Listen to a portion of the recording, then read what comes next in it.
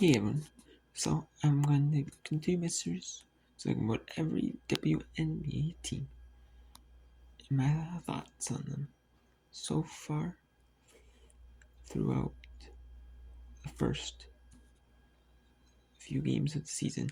Some teams have played 5, some have played 6, and then there's some that have played 7. And then there's they're all split kind of evenly between teams. Some have so there's a couple that have played 7. There's 4 that have played 7. And there's 3 that played 6. And then there's 4 that have played 5. And then the Fever played 8 already this season. But here we are now. But anyways, enough about that. Just to start with the Atlanta Dream. I'm going in order from 1 through 12. Then I got on that. Remember recording 1 through 12 order. Anyways, here we have this video. We have the Atlanta Dream. And the Atlanta Dream are 5th place with a 3-2 record.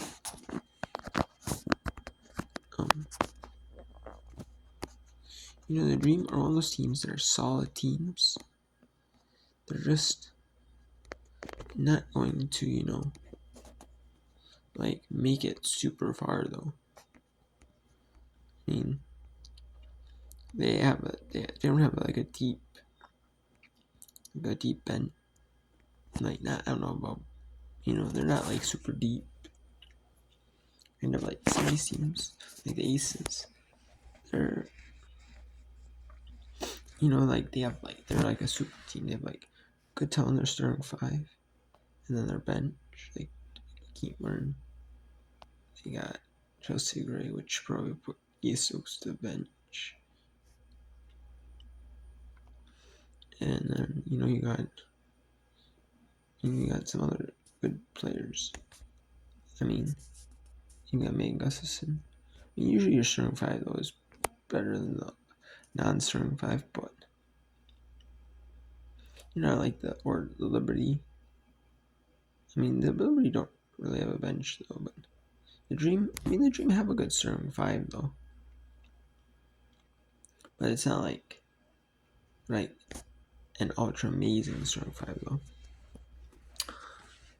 But let's take a look at the games here. How they got to 3-2 so far. Well, they beat the Los Angeles Spurs 82 win.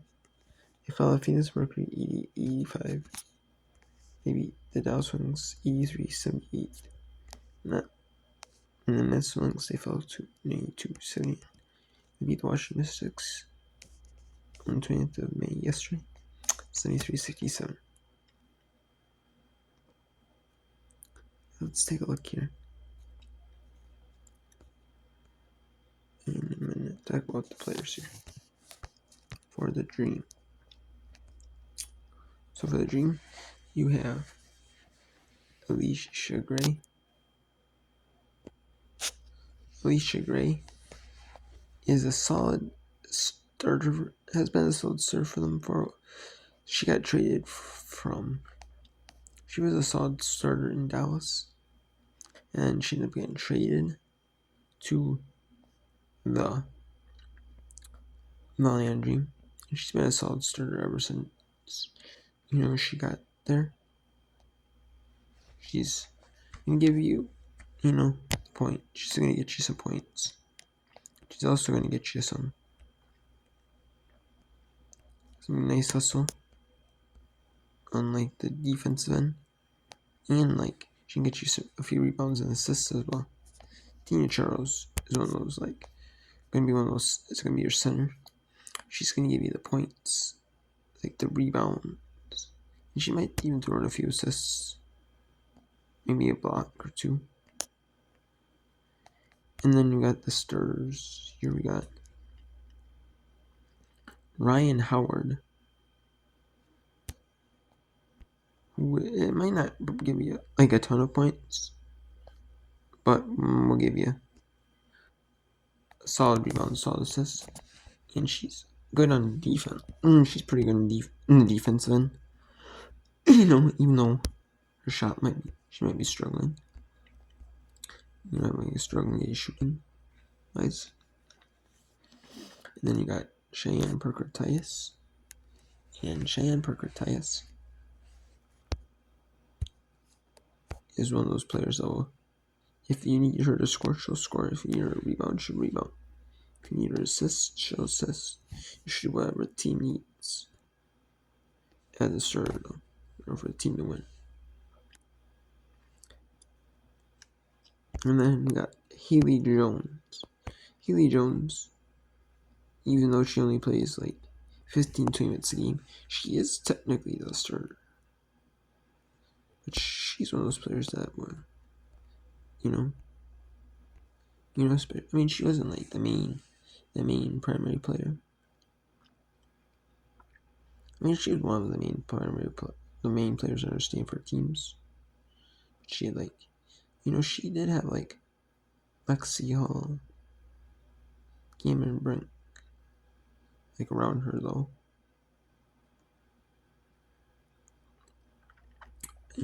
At her time at Stanford, so she was kind of used to him, playing by herself. Not playing by herself, but she's used to him. Yes, not playing by herself. I guess that being the primary focus. She isn't. But she's still used, being in the league. I think I kind of helped her though. Not being like the primary focus. You got 3 good WNBA caliber players. So you're all taking. You're not like being the number 1 option. You're all like sharing that role, really. So it's doing well in the WNBA. Then you got Aerial Powers. In Aerial Powers, that's kind of bounced around the league a little bit. She played for Dallas. I believe she got drafted to Dallas.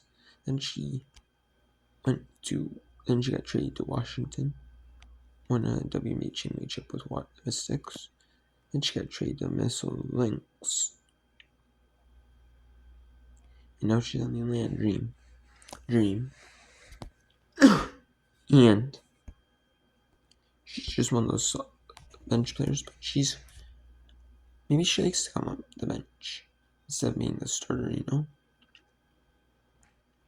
Maybe she thrives in that role of coming off the bench, and seeing what happens. She's playing basically whatever minutes Haley Jones is against. And she's basically playing more star minutes than Haley Jones is. But she is going to give you whatever the team needs, Whether that's points, whether that's assists, whether that's blocks. She's going to give you whatever the team needs. Nas Hillman, it just depends on them. Sometimes, Nas Hillman can go, get in the set sheet pretty well. Sometimes she can't. Same with Nia Coffey. It's just kind of like a matchup thing. But you'll see them do things that aren't necessarily on stat sheets. Then you got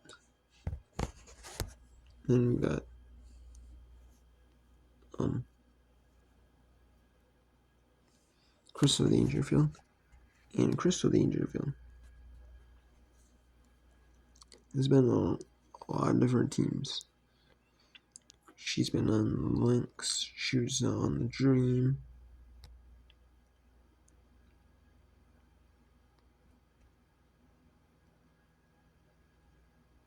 I think she was on other teams as like hardship contracts, like with the Liberty. I think she was with the Fever as well. I think she was traded to Dallas as well, and then Dallas had her, and then they traded her to Atlanta. She's been all over the league. She hasn't really found like a really consistent playtime in the league. And ever since she was with the Lynx, Rookie of the Year in the 2020 COVID short bubble season in Florida at IMG Academy.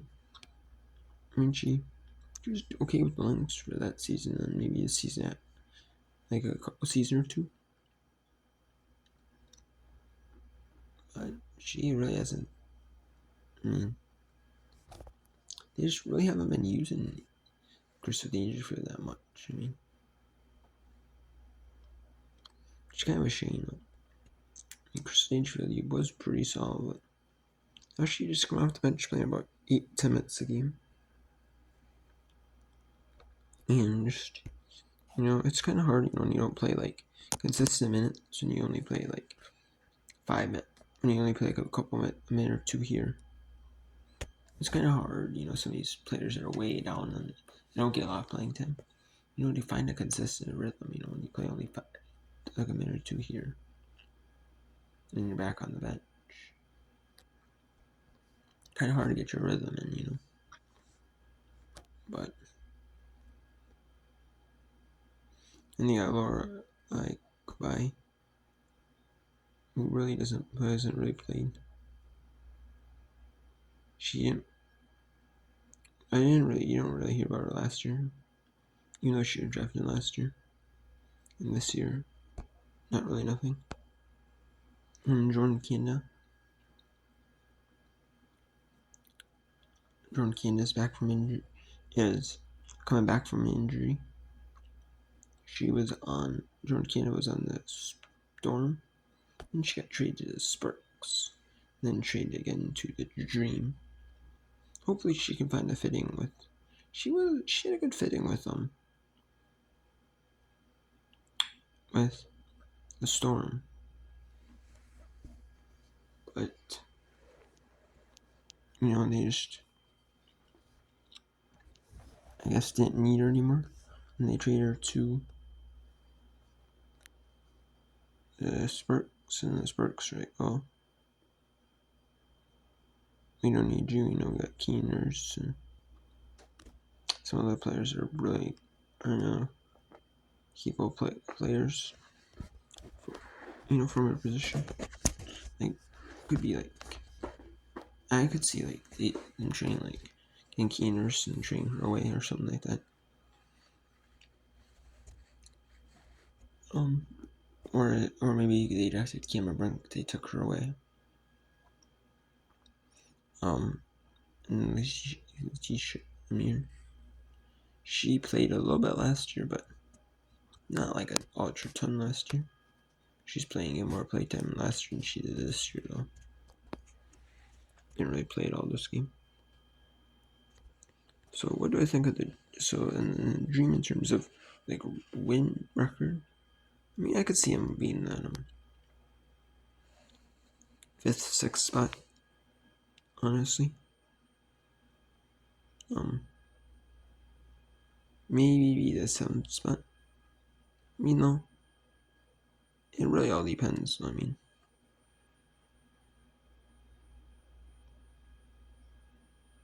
you got Mercury though, who do have some injuries though.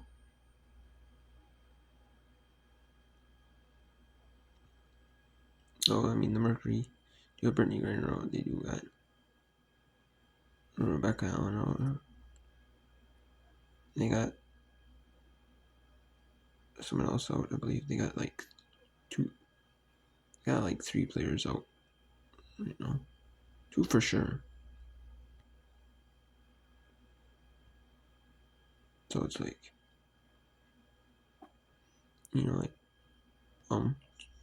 like when, like they could pass maybe maybe they're like lower in the standings, maybe like a 7 seed, 8 seed.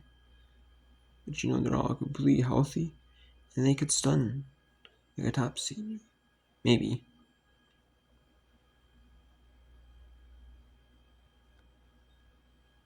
But the Dream, I think, this year they could finish like top five, maybe sixth. I could see them also finishing sixth, maybe seventh. Because the Storm haven't found their footing yet either as a team. Like they're 4-3, so who knows, But it depends if the Mercury can get back on track as a team. Because if the Mercury can, maybe they go to eighth. But I could see the Dream for sure making the playoffs. I don't see them being like the Mystics or 1-7. That's Fever. I mean, the Fever have found their rhythm. Now more just that you gotta like close out games. More. Same with the Sparks. I mean, Sparks just need to find their footing and close out games more. And it's just a few things. Some teams at the bottom. But I think the Dream could still. We're solid enough last year to make the playoffs. I think this year they'll probably be solid enough to make the playoffs. I just don't see them like being like higher than like a 5 or 6, or even 7. I could see them dropping lower to 7. Maybe if the Mercury get Rebecca Allen back and Brittany Griner back, get their core back, I could see them, maybe found 8th. But then again, I could see the Mercury still staying 8th, because